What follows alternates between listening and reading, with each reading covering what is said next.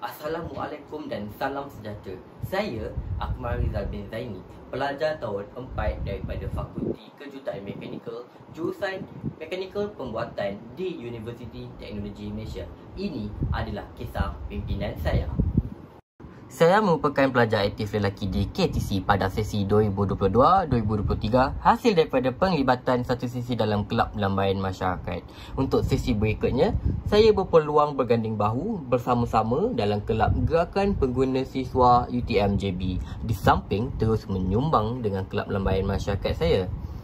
Sepanjang pelibatan saya di GPS, saya telah diberi kepercayaan untuk memimpin pelbagai program yang mencabar, merancang strategi, mengemudi pasukan dan membuat keputusan penting. Tanggungjawab ini benar-benar mengasah kebolehan kepimpinan saya, memperkukuh kemahiran komunikasi serta membentuk keyakinan dalam memimpin secara berkesan.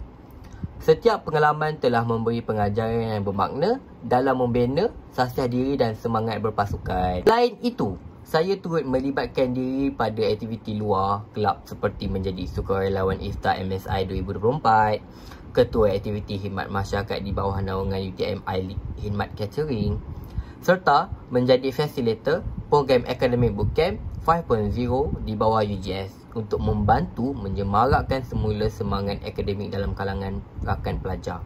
Bagi saya, pemimpin bukan hanya berdiri di hadapan, tetapi menjadi insan yang mampu mendengar, memahami dan memimpin dengan nilai. Kepimpinan yang berkesan lahir daripada keberanian mencuba, kesediaan untuk belajar serta keikhlasan dalam memberi. Saya percaya nilai seperti integriti, empati dan kerjasama adalah asas penting dalam membina kepimpinan yang memberi impak kepada masyarakat. Ingat, kepimpinan bukan tentang gelaran, tapi tanggungjawab dan perubahan yang kita cipta. Sekian, terima kasih.